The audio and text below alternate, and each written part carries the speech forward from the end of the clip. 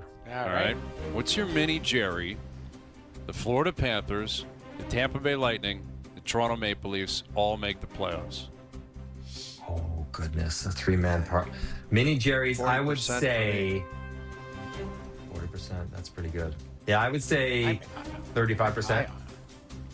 All three make the playoffs? All three have to make playoffs. Tampa, Florida, Toronto, they all make it. As of right now, I'm saying 40%, I'm which is 80% lunacy.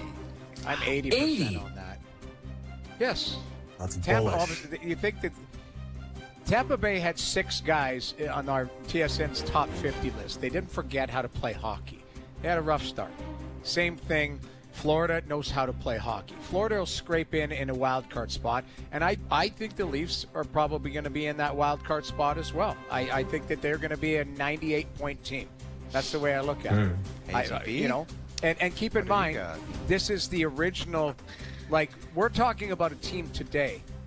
Tree has been looking for. Like, there's going to be trades here. I think that there's going to be trades early in this league instead of Thanksgiving, American Thanksgiving. I think we're going to see trades sooner. There are teams that are starting to get antsy. Put it that way. I just don't know what the Leafs have to get anybody. Like, if you're they have no farm system. They have no Cowan picks. and Danford. That's all they got. Cowan and Danford. And I think they're going to need those guys to play at some point. My only concern, Noodles, and of course, all those teams in a vacuum are good, and you're like, of course they're going to make it. But for all 3 to make it, you start running the numbers, even if they each have an 80% likelihood, that's 64, that's 40. Like, it drops quickly, and that's not taking into consideration how good is Montreal? How good is Detroit? Is Buffalo and Boston are not going to just be terrible. Like, they're going to be okay as well. And where I might be really wrong is not that the Metro is going to be a hot mess. And it is not so far. Like, I don't think Pittsburgh are what they are, but, Washington looks like they are not a fluke. They are legit doing the same thing. Carolina, we know.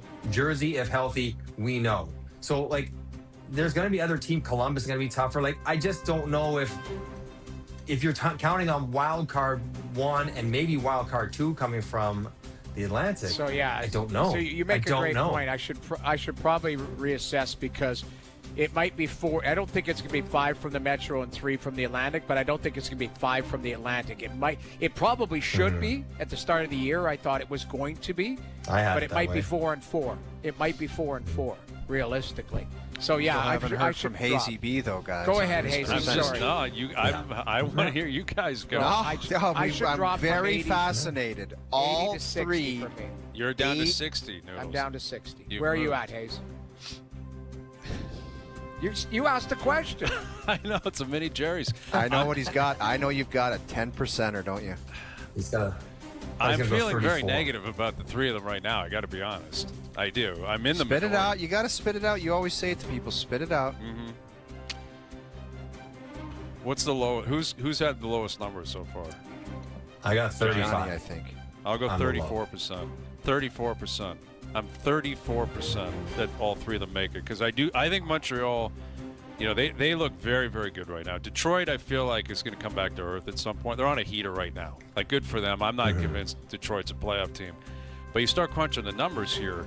Like, if only 4 teams are getting in, and these 3 are, then okay. Then it's Montreal. That means Ottawa's out. Like, is that what we're saying? Ottawa's definitely out. Detroit's definitely going to fall off a cliff here. I don't know. I mean, I look at, to your point, the Metro, Carolina and Washington are getting in. I'm pretty sure Jersey if they stay healthy. Although, their goaltending, Jake Allen's been unbelievable to his credit, but Markstrom's already hurt. We'll see what happens with their goaltending throughout the year. But if those 3 are in, you just start punching the numbers, man. There may only be 4 that get it. Maybe 1 only or 3 2 aberrations. One Columbus hot run. One Sidney Crosby turn back the clock and they get 96 somehow. Like, just random stuff. The Rangers is just jerking lights it up, which isn't. It's not likely. But if all these things have to not happen for those 3 teams to get in, it becomes less and less likely. And the assumption that all those 3 teams play to 100 points doesn't always happen. There's occasionally teams miss. They've been good for so long. Somebody's going to have a stub their toe, or maybe worse. Someone's going to have a New York Rangers season. Like, that is what probably ends up happening. I couldn't tell you who it is right now. I don't know. And because, Florida is not out of the woods. Like, those injuries are pretty substantial. They played so many games. Yeah. You know, they're a Bob injury or a Bob bad month or two Bob. away from fighting. And That's the thing. You're right. Like, because you're right. Like, an injury can change the whole dynamic. You mentioned Bob gets injured. It looks different, obviously, because that's a stable position for them. But I'm just talking if they happen to be relatively healthy and be fine.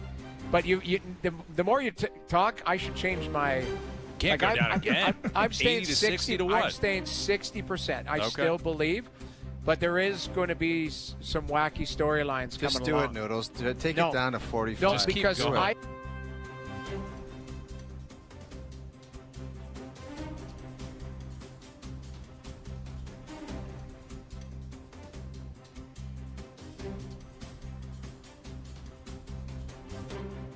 better team than we believe.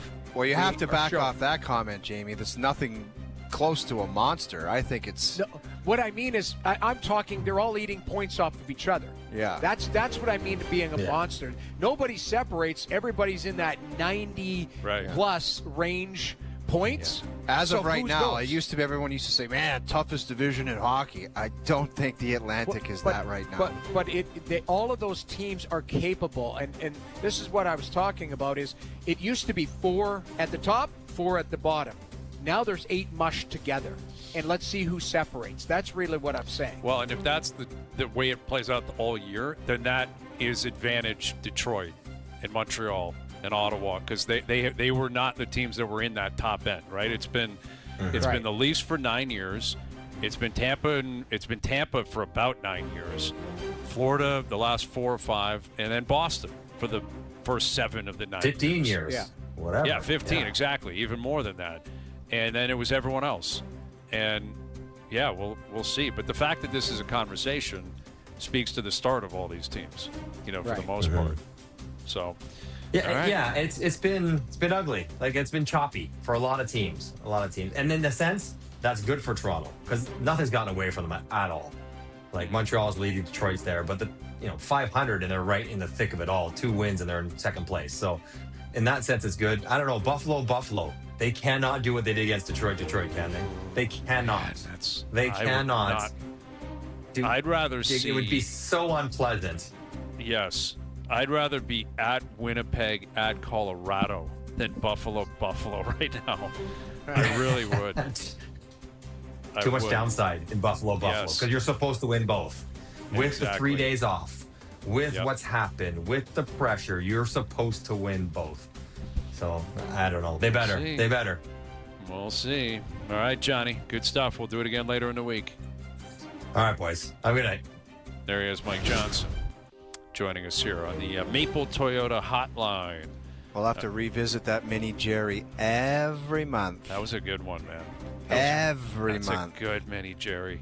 I could fire off Mini Jerrys at you. Like, we got role play coming up. I got some Mini Jerrys in the tank. I could fire at you too if you want. Go ahead. If you want a Sprinkle piece, them in.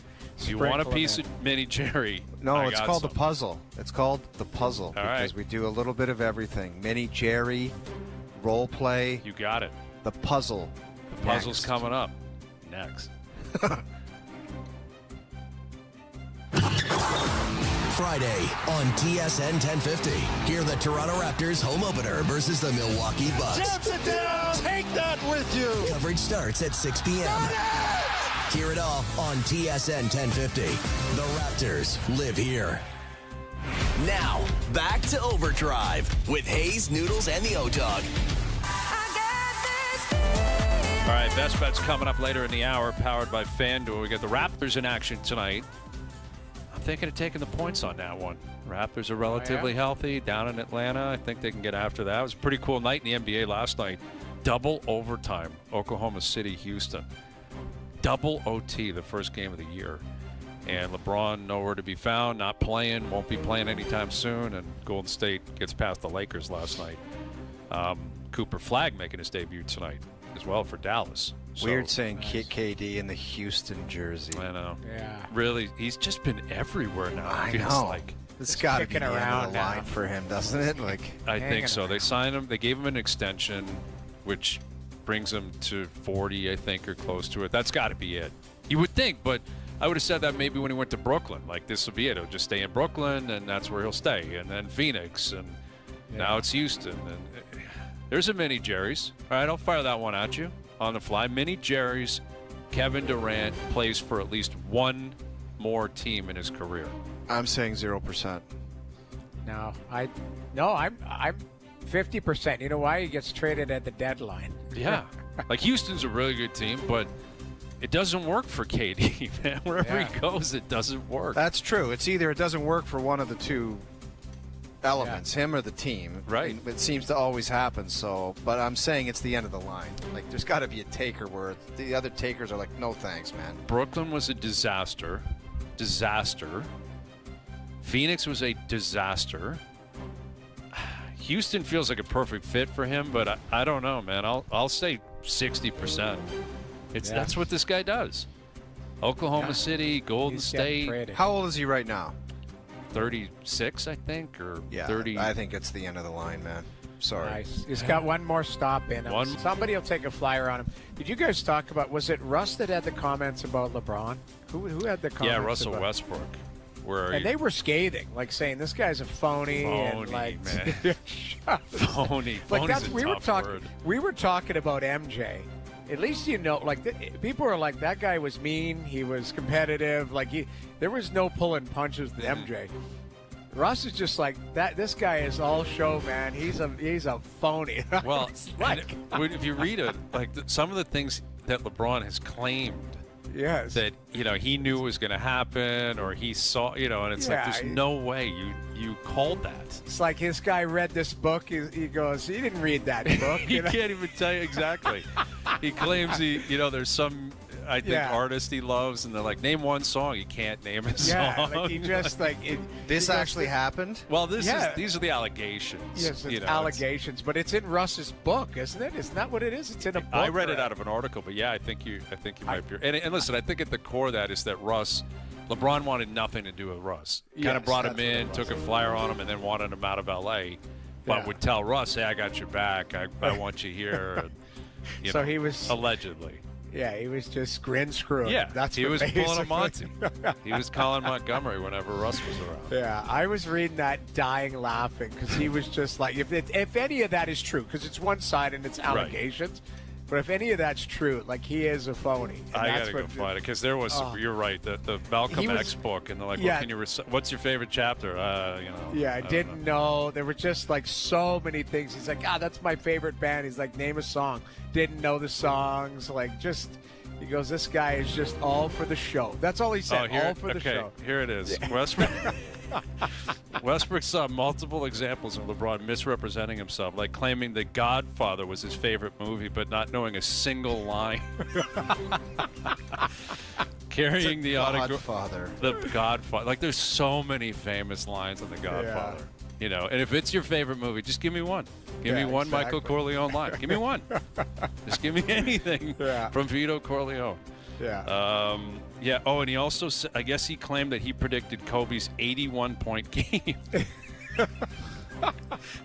What, did he just wake up and say, I wouldn't be shocked if Kobe gets 81 against 81 the Raptors tonight? Yeah. I did that. Yeah. We should start doing that.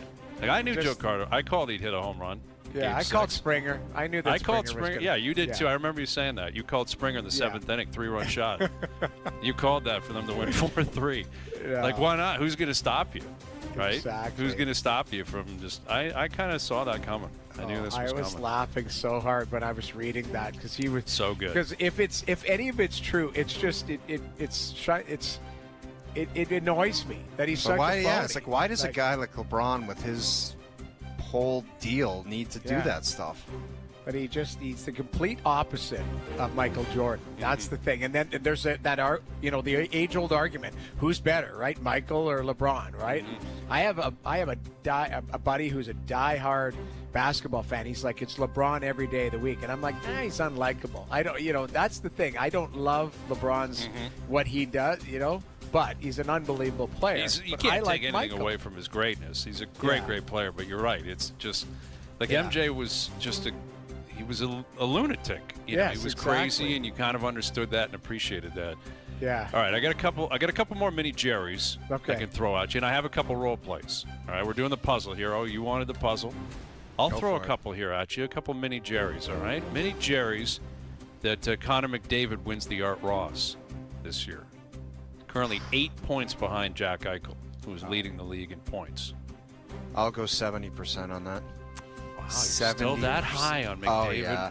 Art How Ross. many times have you seen where he has a start like this and then all of a sudden he just clicks it in and it's game over? Yeah. He goes on an absolute tear. And he's the only one of the few guys that can, maybe the only guy that can do it. Other guys are great, but this guy just turns on the power boosters and it's gonzo time.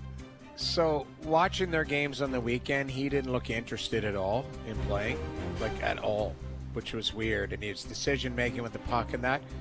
Watching him last night, I was like, that guy, like he was engaged. He was flying last night. I'm going to go 75%. I'm high on this because I think they haven't even scratched the surface. They look uninterested. Like they look tired. They look like they've played a lot of hockey, and they're kind of like, how is it tough to rev up the engine again? But they've had a tough schedule on the road, big long road trip, all of that. They haven't even had, some home cooking, all of that type of stuff, and an opportunity. I'm still high on this. I think. I'm not. You never are, man. You always bash this guy. I don't bash. I'm just a realist. Somehow Connor's done something to No, you. I'm a realist, man. He didn't win the Art Ross last year. I don't believe he won it the year before. When was the last time he won it? And if you're saying he's disinterested now, he will get more interested, but he's waiting for the playoffs. If you ask me if mini Jerry's on who's going to lead the playoffs in points, I'd probably say McDavid right now. I wouldn't be surprised at all if that was the case. Yeah. But there's just McKinnon's got off to a great start, and Eichel's off to a great start if he can stay healthy. Well, the parity in the league, Brian, if you want to piss around and say, I'm going to wait, some guys are probably going to say, well, let's wait for the playoffs, and guess what's going to happen? Not going to make it. That's right. I'm not saying that's going to happen to Edmonton, but if anybody wants to kind of hold the fort down and say, I'm just going to rev it up in the playoffs, there's going to be somebody that's going to be like, we ain't even getting there. Someone's not – it's not going to warm up fast enough. No. The oven's not going to get to 400. Well, he's played how many games? I'm just trying to look. They've played 7 games. He's got 8 points. And what is, Eichel's got 16. Yeah, McKinnon's got 10 points in 7.